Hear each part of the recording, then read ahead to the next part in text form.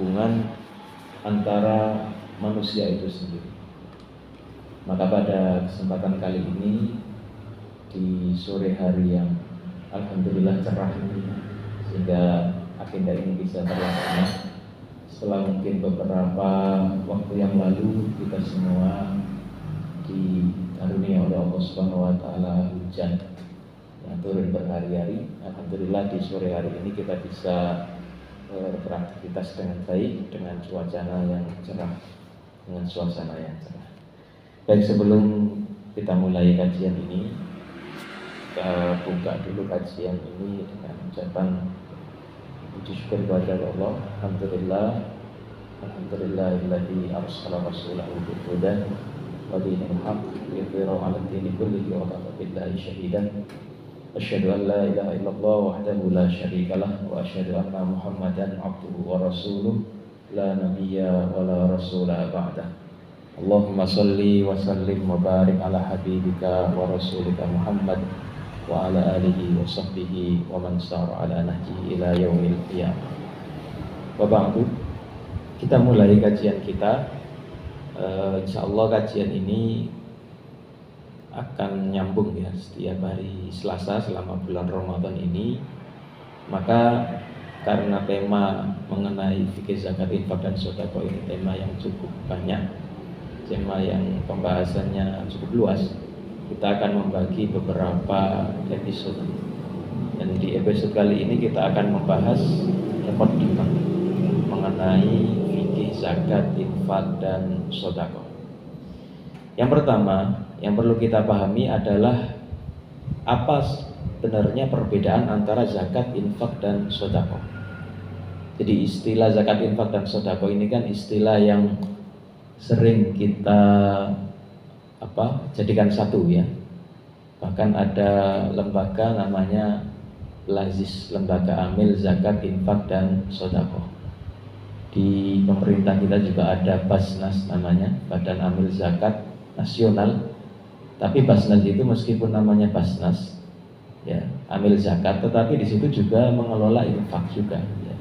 Tidak hanya mengelola zakat saja, tapi mengelola infak. Nah, pertama sebelum kita memasuki pembahasan inti mengenai bagaimana tata cara pelaksanaan zakat, infak dan sedekah, kita bahas dulu apa sih sebenarnya perbedaan antara zakat, infak dan sedekah. Para pemirsa sekalian, para pendengar sekalian, zakat, infak dan sedekah ini tiga istilah yang ada korelasi dan hubungan umum dan khusus ya. Nah, istilah pertama ini istilah yang paling umum. Paling umum itu artinya cakupan dari istilah ini luas sekali. Yang paling umum itu adalah istilah infak ya. Jadi infak itu adalah istilah yang digunakan untuk seluruh harta yang dibelanjakan oleh seseorang ya, harta yang dibelanjakan oleh seseorang itu disebut dengan infak secara umum, baik belanjanya itu untuk kebaikan atau untuk keburukan ya. Jadi infak itu sebenarnya istilah yang cukup umum gitu ya. Meskipun di masyarakat kita ketika kita menggunakan istilah ini ya biasanya mesti digunakan untuk sedekah ya, untuk infak di jalan kebaikan. Saya belum pernah mendengar ya di lingkungan kita, di masyarakat kita, istilah infak itu kita gunakan untuk istilah keburukan. Misalnya ada orang mau berinfak untuk membangun rumah bordil, atau mau berinfak untuk berjudi, mau berinfak untuk membangun tempat perjudian ya, membangun diskotik atau membangun tempat-tempat maksiat. Itu istilah yang jarang kita dengar. Meskipun ini sebenarnya tidak ada masalah penggunaan kata infak digunakan untuk harta yang dibelanjakan dalam rangka keburukan ya. Karena memang dalam Al-Quran juga kata infak ini digunakan untuk dua hal itu. Ada ayat-ayat yang menggunakan istilah infak ini untuk keburukan, ada yang menggunakan istilah infak ini untuk kebaikan. Salah satu contoh ayat yang menggunakan istilah infak ini untuk kebaikan ya banyak sekali. Misalnya Allah berfirman, wa anfiqu fi sabilillah wa la tulqu bi aydikum ila tahlukah. Dan belanjakanlah hartamu itu di jalan Allah dan janganlah kamu menjatuhkan dirimu sendiri dalam kebinasaan. Nah, itu istilah infak. Nah, kemudian istilah yang kedua yang lebih khusus dari infak adalah sedekah. Ya, jadi kalau infak itu umum bisa digunakan untuk segala macam pengeluaran, baik pengeluaran di jalan Allah atau pengeluaran di jalan setan. Kalau sedekah itu khusus istilah pengeluaran yang kita keluarkan dalam rangka kebaikan, ya, dalam jalan-jalan kebaikan. Nah, itu yang disebut dengan sedekah. Jadi segala macam harta yang kita keluarkan dalam rangka kebaikan itu disebut dengan sedekah. Nah, kemudian sedekah ini dibagi lagi. Ada sedekah yang bersifat wajib, ada sedekah yang bersifat sunnah. Bersifat wajib itu artinya sedekahnya harus dikeluarkan oleh orang yang wajib mengeluarkannya. Nah, inilah yang kemudian disebut dengan istilah zakat. Salah satu sedekah wajib itu adalah zakat. Ada lagi contoh sedekah wajib, misalnya nazar. Ya. Ada orang sakit misalnya, ya, sakit bertahun-tahun, kemudian dia bernazar, kalau nanti saya sembuh maka saya akan mengadakan jamuan untuk anak yatim di desa saya 3 hari 3 malam. Nah, itu dia kalau niatnya niat bernazar, maka dia harus menepati nazarnya, ya. Menepati nazar yang sudah diucapkan. Itu memberi makan anak yatim bagi dia dalam kasus ini sudah tidak menjadi sesuatu yang sunnah lagi, meskipun hukum asalnya sunnah, tapi karena dia bernazar maka menjadi wajib. Ada juga istilah atau jenis sedekah wajib lainnya selain zakat dan nazar, itu kafarah.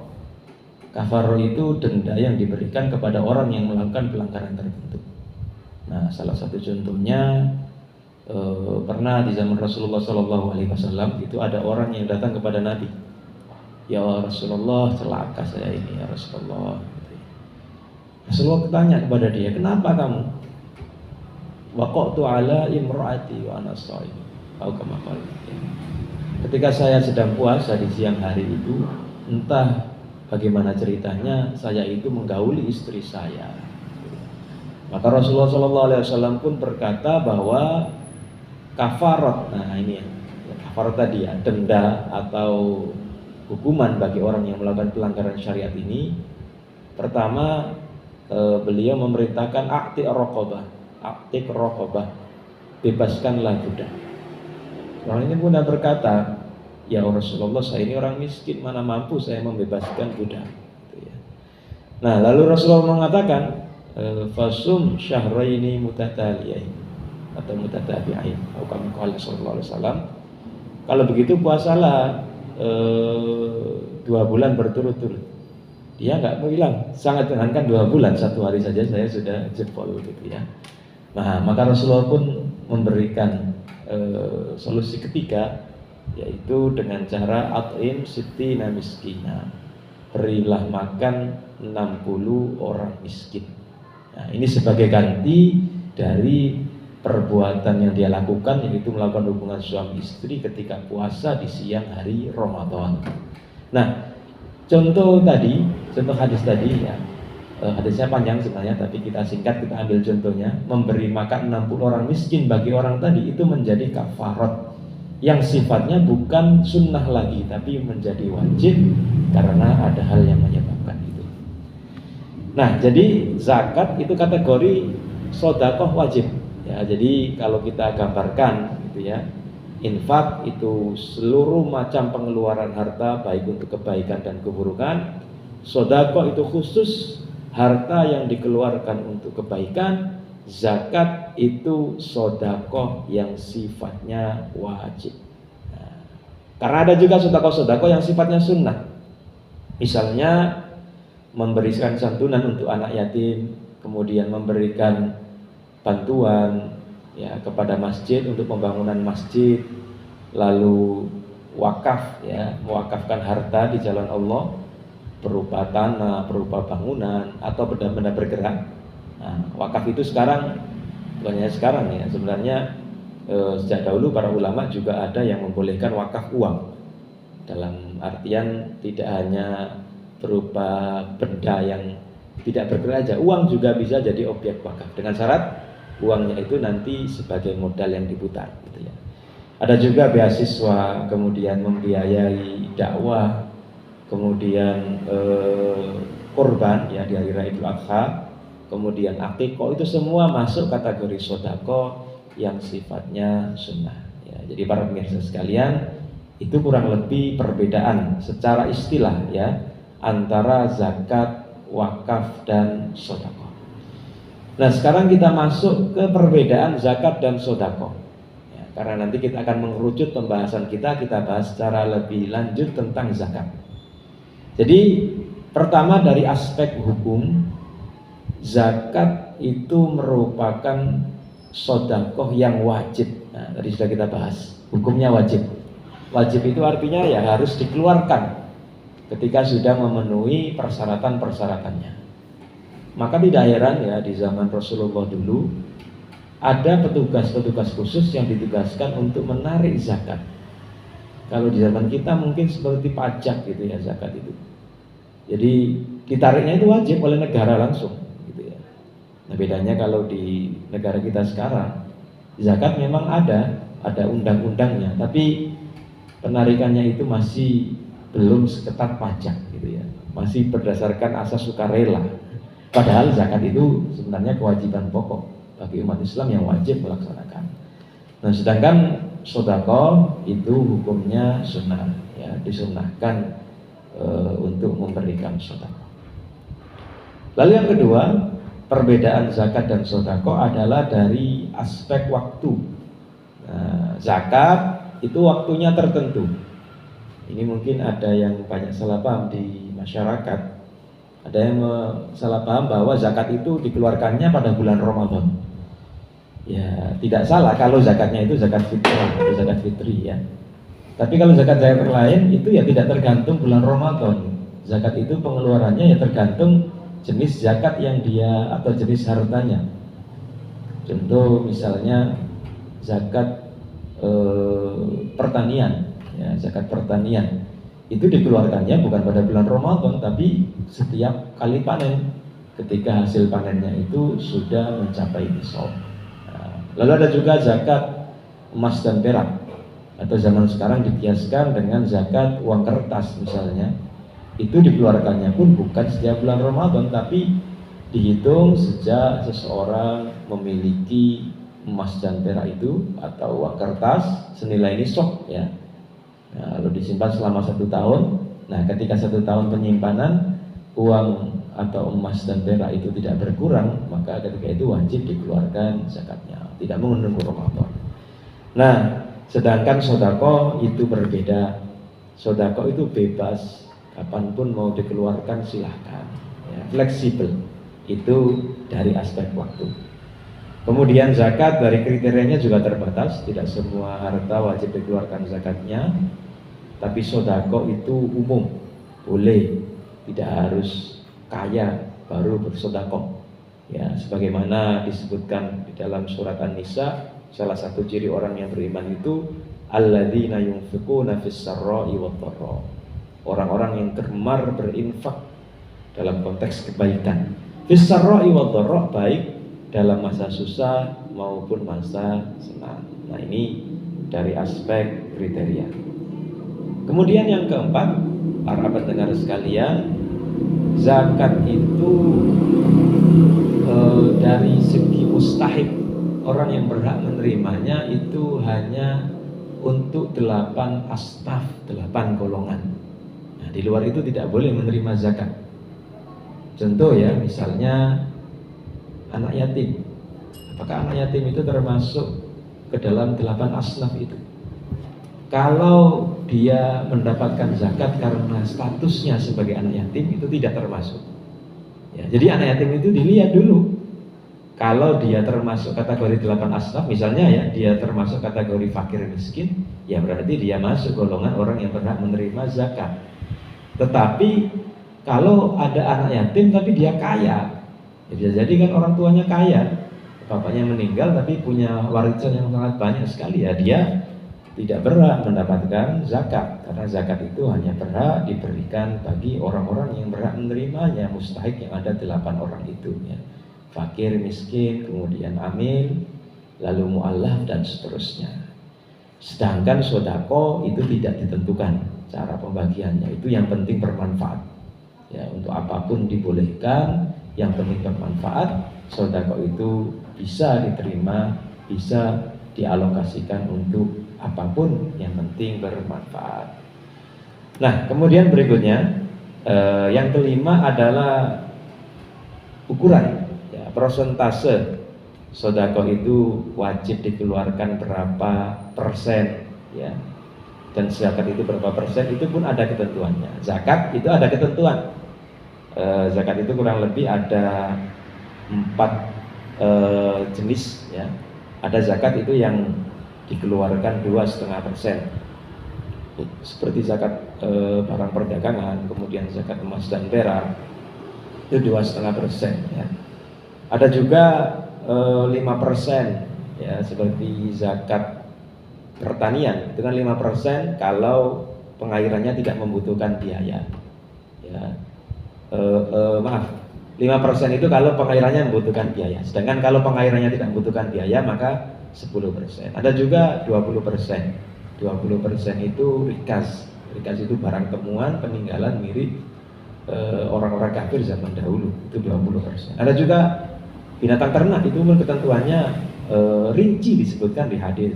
Kambing itu tiap berapa wajib dikeluarkan berapa, sapi itu tiap berapa wajib dikeluarkan berapa, unta itu tiap berapa wajib dikeluarkan berapa, itu sudah ada ketentuannya. Sedangkan sodako tidak ada.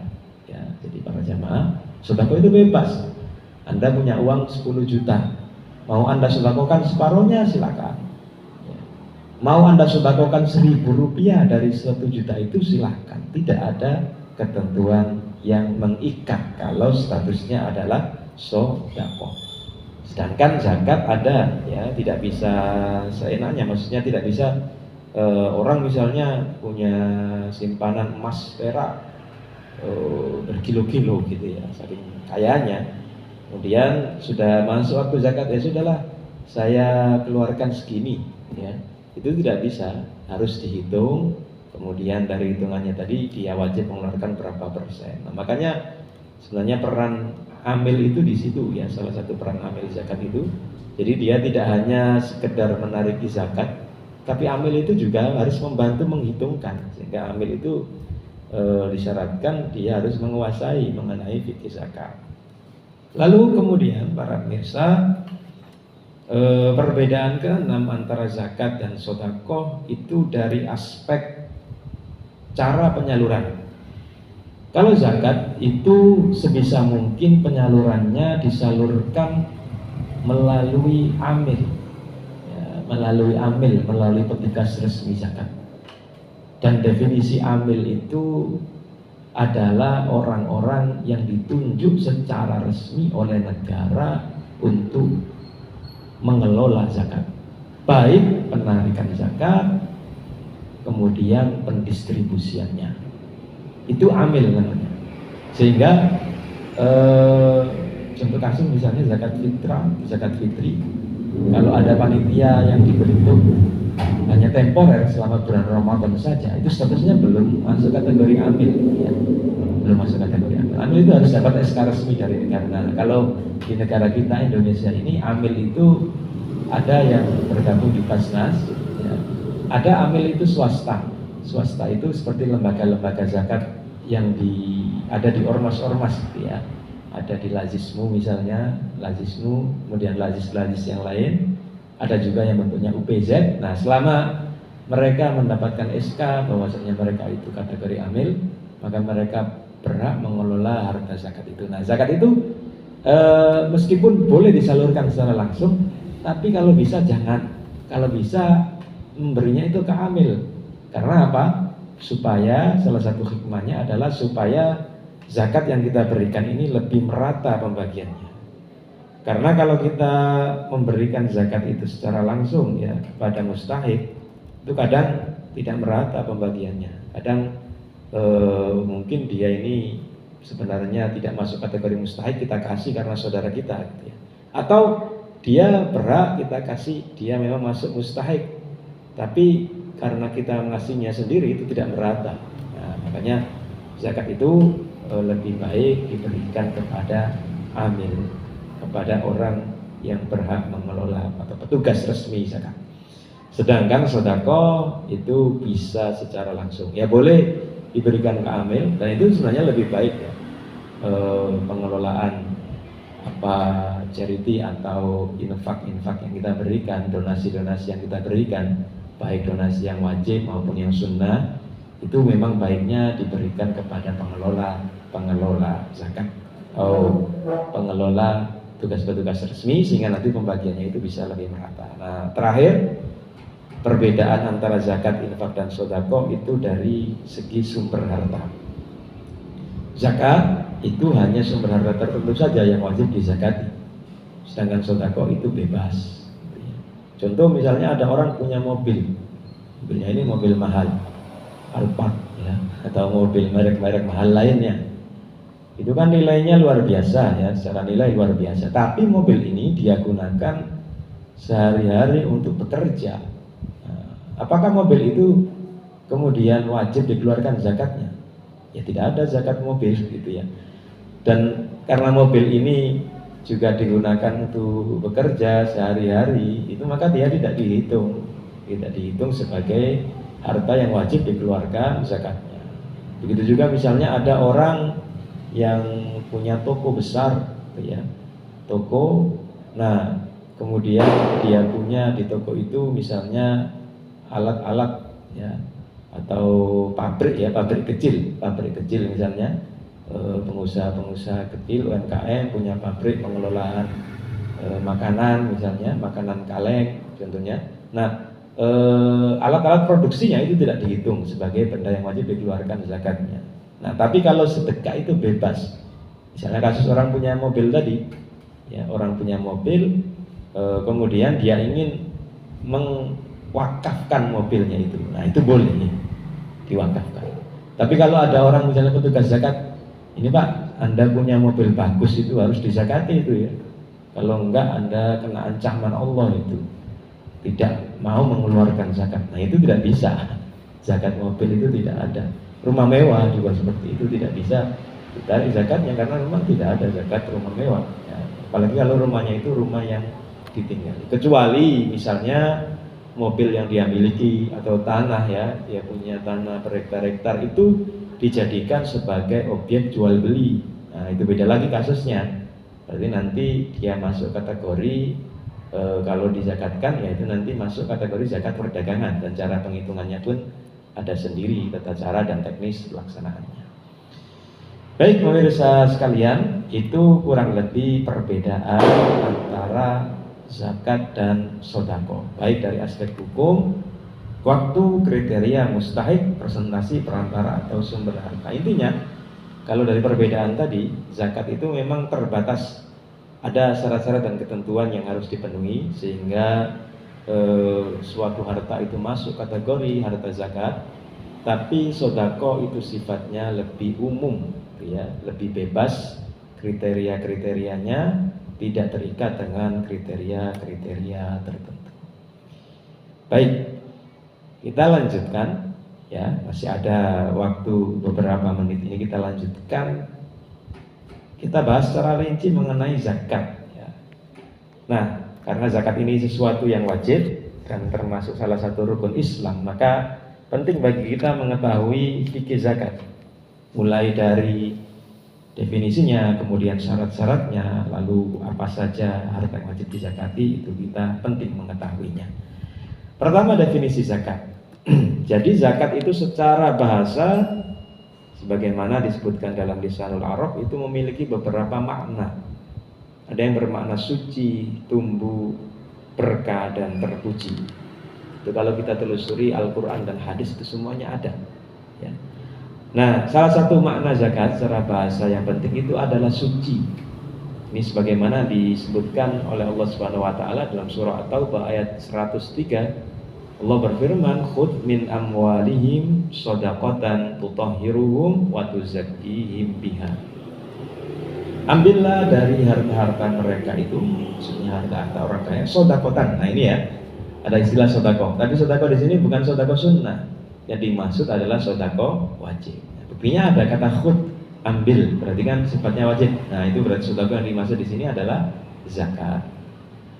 Apa tujuan diwajibkannya sodako itu tadi atau zakat wajib tadi itu? Sodako yang wajib itu tutahhiruhum wa tuzakkihim biha, dalam rangka untuk menyucikan mereka, ya, bersihkan mereka, wa tuzakkihim biha, dan menyucikan jiwa-jiwa mereka. Jadi fungsi utama dari zakat, nah ada kata tuzakkihim. Zakat itu kan dari kata zakka, yuzakki, tazkiyatan wa zakatan. Kalau dari ilmu nahwu ya, ini berarti menunjukkan bahwasannya zakat itu diwajibkan untuk menyucikan jiwa, terutama menyucikan dari apa?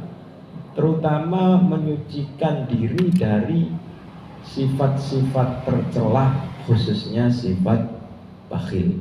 Nah, itu ya. Ini pentingnya.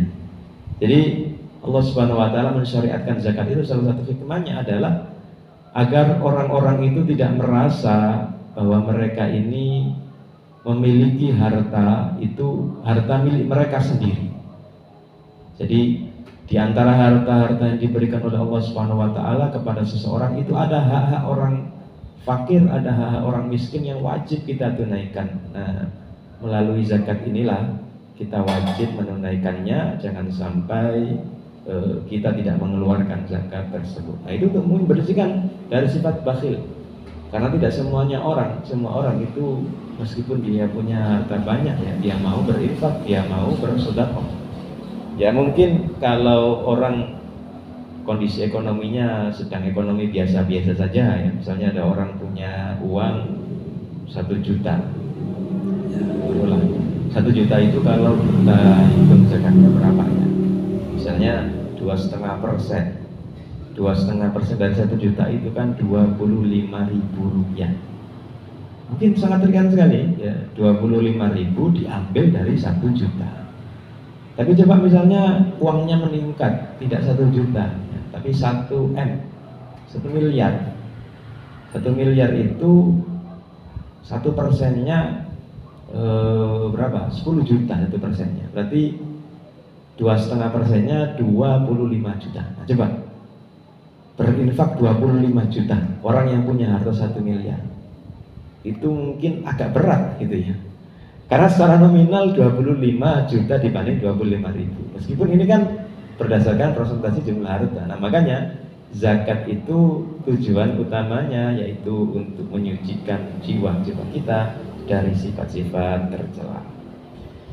Nah, itu dari aspek bahasa. Sedangkan dari aspek istilah, zakat ini disebut oleh para ulama adalah istilah untuk suatu ibadah wajib yang dilaksanakan dengan memberikan sejumlah kadar tertentu dari harta milik sendiri. Nah ini ya, kepada orang yang berhak menerimanya menurut yang ditentukan oleh syariat Islam. Nah, secara ringkas dari definisi zakat ini adalah zakat itu intinya harta yang wajib dikeluarkan oleh seseorang. Pertama, kepemilikannya harus jelas. Ya, memang hartanya ini harta milik pribadi, bukan harta milik bersama. Nah, nanti akan kita bahas. Ada ketentuan tersendiri kalau misalnya suatu harta itu milik bersama, ya usaha bersama 2 orang atau lebih, kemudian mereka ingin mengeluarkan zakatnya, bagaimana caranya? Atau zakat perusahaan misalnya, bagaimana caranya untuk menghitung zakat perusahaan? Apakah wajib perusahaan itu mengeluarkan zakat? Nah itu kita bahas nanti di pertemuan berikutnya. Intinya syaratnya itu kepemilikannya harus jelas. Nah, kepada siapa zakat ini diberikan? Kepada orang yang berhak menerimanya. Jadi hanya golongan-golongan tertentu, 8 mustahik itu Nah, tentu saja ketentuannya itu menurut ketentuan yang disyariatkan oleh agama Islam. Para jamaah sekalian, zakat ini merupakan salah satu ibadah yang kedudukannya sangat tinggi dalam ajaran agama Islam. Karena pertama, zakat itu merupakan salah satu rukun Islam ya. Jadi kedudukan zakat itu, dia merupakan salah satu pokok pondasi ajaran agama Islam. Nah, maka dulu di zaman Khalifah Abu Bakar As-Siddiq, karena beliau sangat memahami hal ini ya, itu ada golongan orang-orang yang murtad. Nah, golongan murtad ini terbagi menjadi banyak golongan. Ada yang murtad itu mereka memang benar-benar keluar dari ajaran agama Islam, dan ada banyak orang yang mengaku menjadi nabi ketika itu ya, mengaku bahwa mereka ini nabi yang diutus setelah diutusnya Nabi Muhammad Shallallahu Alaihi Wasallam. Jadi memang benar-benar murtadnya itu 100% gitu ya, tidak setengah-setengah. Tapi ada orang yang murtadnya itu setengah-setengah. Gimana setengah-setengah itu? Murtad setengah-setengah itu maksudnya mereka ya tetap sholat, tetap puasa, ya kalau waktunya haji tetap haji, tapi mereka hanya tidak mau membayar zakat. Nah ini. Nah ketika itu oleh Abu Bakar As-Siddiq, oleh Khalifah Abu Bakar As-Siddiq, orang-orang dengan kasus seperti ini itu dipermasalahkan, gitu ya. Bahkan dia mendeklar itu apa? Mengumumkan bahwa dia akan memerangi orang-orang yang tidak mau membayar zakat. Ketika itu para sahabat itu banyak yang menolak. Karena melihat kondisi umat Islam waktu itu lemah gitu ya. Banyak tentara-tentara yang dikirim keluar daerah gitu ya. Banyak tentara-tentara yang dikirim keluar wilayah, sehingga umat Islam kondisi itu lemah. Kok Abu Bakar malah mengirim tentara untuk memerangi orang-orang yang tidak mau bayar zakat yang ada di sekeliling Madinah ketika itu. Namun Abu Bakar As-Siddiq tidak menganggap itu sebagai suatu problem gitu ya. Dia tetap bersikukuh untuk memerangi para pembayar, memerangi orang-orang yang tidak mau membayar zakat. Karena apa? Karena Abu Bakar As-Siddiq memandang bahwa orang-orang yang tidak mau membayar zakat, menolak membayar zakat, itu sama seperti orang-orang yang tidak mau sholat karena mengingkari kewajibannya. Berarti dia sudah kafir gitu ya. Orang yang tidak mau membayar zakat karena mengingkari ya. Nah, poin pentingnya dikata mengingkari kewajiban. Kalau dia tidak mau membayar zakatnya karena bakhil, tapi dia tetap meyakini kalau zakat itu wajib, itu menurut mayoritas ulama dia tidak sampai kafir ya, tapi tetap dia harus diambil hartanya secara paksa ya. Nah maka ini salah satu urgensi ya, atau kedudukan zakat dalam agama Islam itu, bahwa zakat merupakan salah satu rukun Islam. Ini sebagaimana disebutkan dalam salah satu hadis yang diriwayatkan oleh Ibnu Umar. Rasulullah SAW bersabda, buniyal Islamu ala khamsin, syahadati an la ilaha illallah wa anna Muhammadar Rasulullah, wa iqamis shalah, wa ida'iz zakat, wal haji, wa shaumi Ramadan. Jadi agama Islam itu dibangun atas 5 dasar ya. Yang pertama syahadat, yang kedua adalah salat, yang ketiga membayar zakat, keempat adalah puasa di bulan Ramadan, dan kelima adalah melaksanakan ibadah haji. Maka karena zakat ini merupakan salah satu rukun Islam, hukumnya pun menjadi wajib. Nah, banyak dalil-dalil yang menjelaskan mengenai kewajiban zakat ya, baik dari Al-Quran maupun As-Sunnah. Di antara dalil dari As-Sunnah misalnya hadis Mu'adz bin Jabal yang diriwayatkan oleh Ibnu Abbas. Jadi Mu'adz bin Jabal ini salah satu sahabat Rasulullah yang dia diutus Rasulullah ke Yaman ketika itu. Nah, Rasulullah berpesan kepadanya, innaka ta'ti qauman ahla kitabin fad'uhum ila syahadati alla ilaha illallah wa anni rasulullah. Wahai Mu'adz, kamu nanti akan mendatangi orang-orang pemeluk atau ahli kitab ya. Ahli kitab itu berarti orang Yahudi dan Nasrani. Nah, karena yang diajak itu orang Yahudi dan Nasrani, maka yang pertama kali diajak itu sesuatu yang disepakati, yaitu syahadat bahwa tidak ada Tuhan selain Allah, wa anni Rasulullah, dan bahwasanya aku adalah utusan Allah. Nah, ini yang tidak disepakati ahli kita. Mereka tidak mengakui kenabian Rasulullah. Nah, tapi kalau sudah mau, ya, apa yang dipesankan Rasulullah, fa inhum ata'u kalidzalika fa'alimhum annallaha aftarada 'alaihim khamsa shalawatin fi kulli yaumin wa lailah. Kalau mereka mau, maka katakanlah bahwa Allah mewajibkan sholat yang harus dilaksanakan selama 5 waktu. Nah, setelah mau sholat, fa'inhum ata'u kalidzalika fa'alimhum annallaha aftarada 'alaihim shadaqatan fi amwalihim. Nah, ini dalilnya. Kalau mereka sudah mau sholat, maka ajarkan kepada mereka bahwasanya Allah mewajibkan sedekah, itu zakat yang dimaksud di sini, pada harta mereka